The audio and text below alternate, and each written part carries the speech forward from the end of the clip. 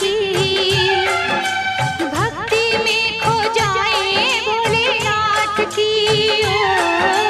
आओ महिमा गाए भोलेनाथ की। भक्ति में खो जाए भोलेनाथ की। भोलेनाथ की जय, शंभुनाथ की जय, गौरीनाथ की जय, दीनानाथ की जय। आओ महिमा गाए भोलेनाथ की। भक्ति में खो जाए भोलेनाथ की। आओ महिमा गाए भोलेनाथ की। भक्ति में खो जाए भोलेनाथ की।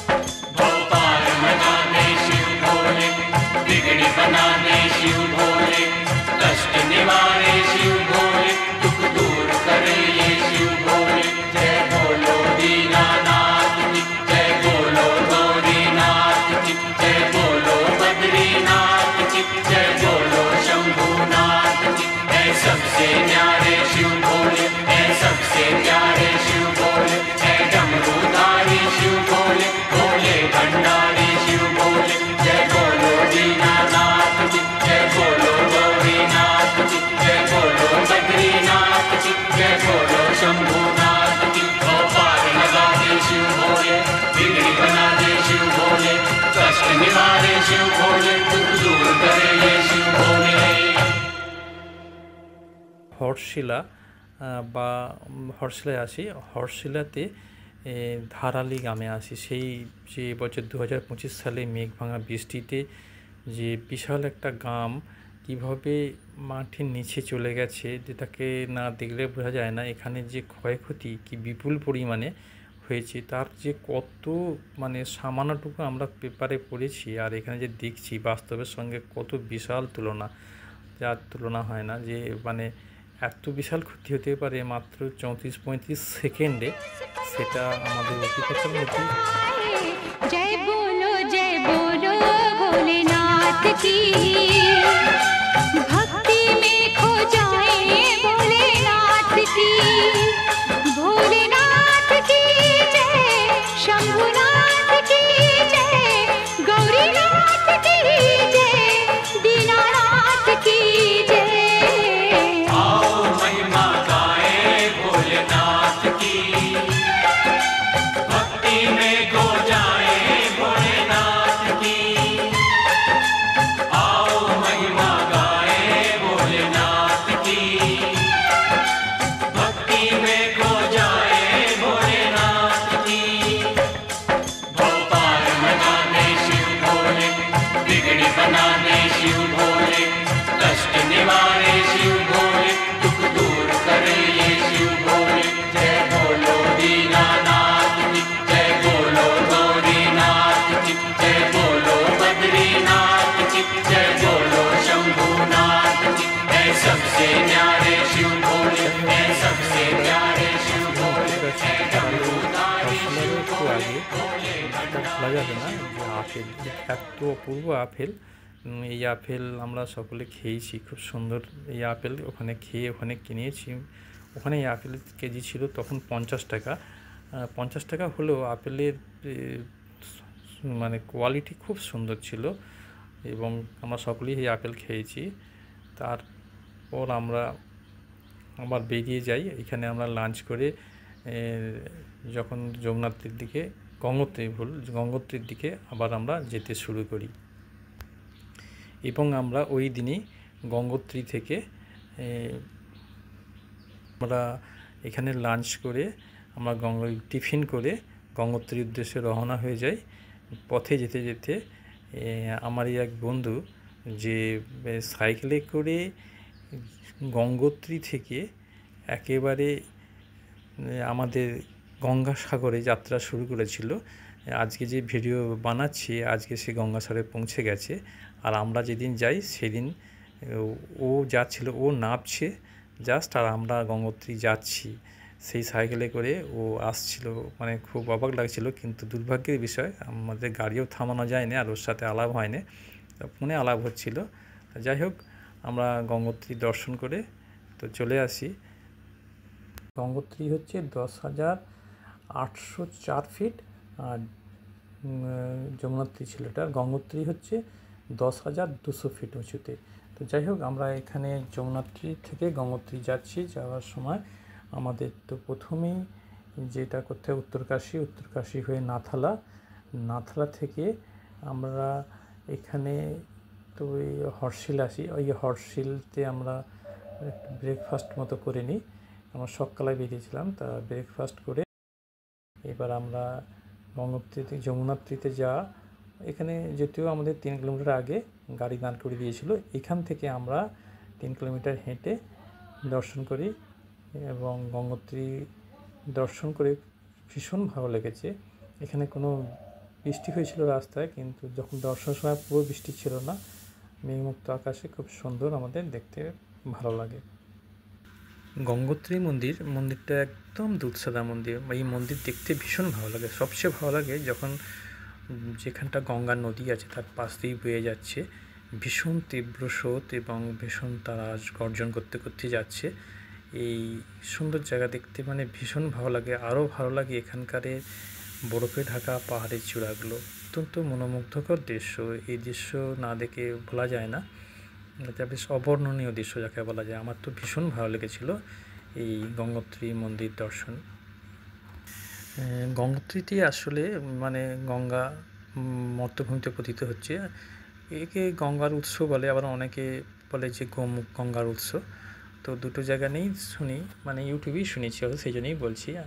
তো ভুগলে তো বলে নাকি যে গোমুখ থেকে, আবার আমাদের এতে বলে নাকি এইখানেই পদার্পণ করছে গঙ্গা। যাই হোক, এই গঙ্গার যে দৃশ্য এটা সুন্দর এবং অত্যন্ত সুন্দর, খুব ভালো লাগবে।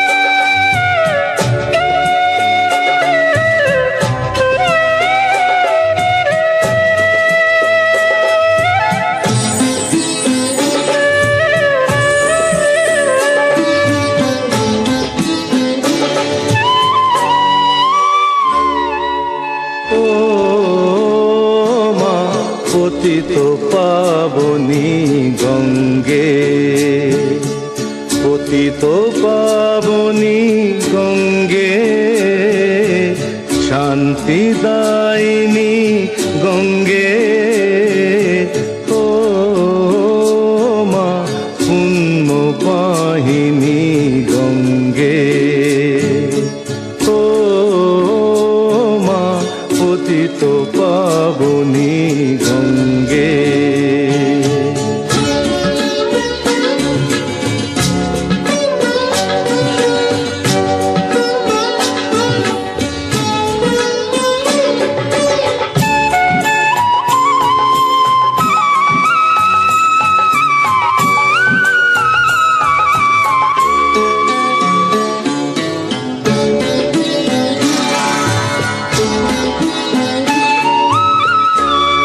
পাষাণের কন্যা নও তো পাষাণ, মা গো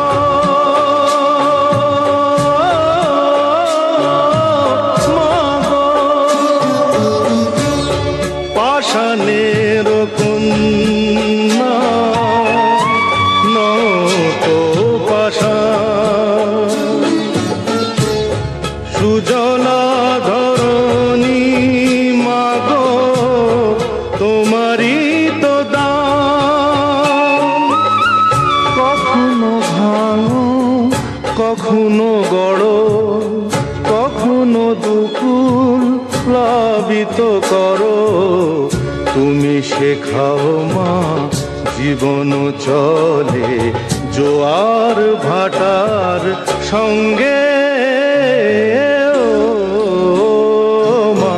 পতিত পাবনী গঙ্গে, পতিত পাবনী গঙ্গে, শান্তিদায়িনী গঙ্গে, ও মা পুণ্য বাহিনী গঙ্গে।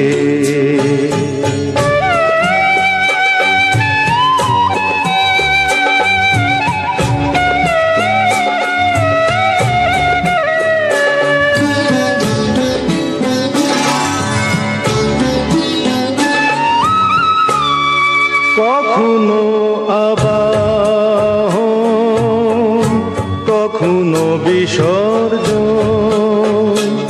মা গো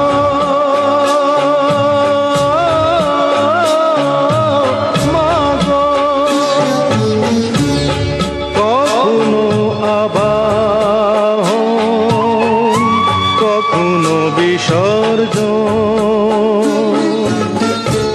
কখনো যে ভালোবাসা ভরায় জীবন, কখনো এ মন শূন্য শূন্য, কখনো হৃদয় পরিপূর্ণ, তুমি দেখাও মা দুঃখ আছে সকল সুখের সঙ্গে, পতিত পাবনী গঙ্গে, পতিত পাবনী গঙ্গে, শান্তিদায়িনী গঙ্গে, ও মা পুণ্য বাহিনী গঙ্গে। আমরা আবার বেরোতে শুরু করি। এইবার আসি আমরা ধারালি, সেই ধারালি যেখানে এবছরই 2025-এ যেটা সবচেয়ে বড় মেঘ ভাঙা বৃষ্টি হয়েছিল এবং সমস্ত ধারালি গ্রামটা মাটির সঙ্গে নিশ্চিহ্ন হয়ে গেছে। মানে ভীষণ অবাক লেগেছে যে একটা গ্রাম কী করে 34 সেকেন্ডের মধ্যে, 34 সেকেন্ডে মাত্র পুরো নিশ্চিহ্ন হয়ে যেতে পারে, সেটা নিজের চোখে দেখে মেঘ ভাঙা বৃষ্টির যে কী বীভৎস রূপ হতে পারে। তো সেই সময় আমরা ছিলাম না, ভিডিওতে দেখেছি, কিন্তু সেই ধ্বংসাবশেষটাকে দেখে আমরা অনুমান করতে পারি যে কি ভীষণ ভীষণ।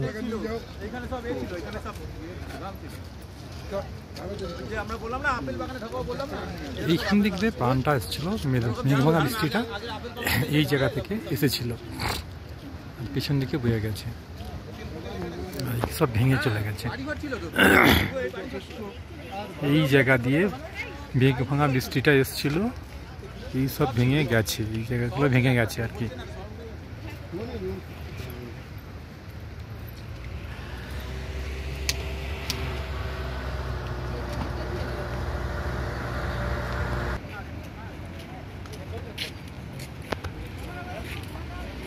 হ্যাঁ, এই জায়গা দিয়ে ভেঙে বেরিয়ে গেছে আর কি, ওদিক দিয়ে এসছে, এই ভেঙে বেরিয়ে যাচ্ছে। ওই যে গঙ্গা নদী, ওই গঙ্গা নদী দিয়ে বেরিয়ে যাচ্ছে। এই অবস্থা হয়েছে এখানে মেঘ ভাঙা বৃষ্টি।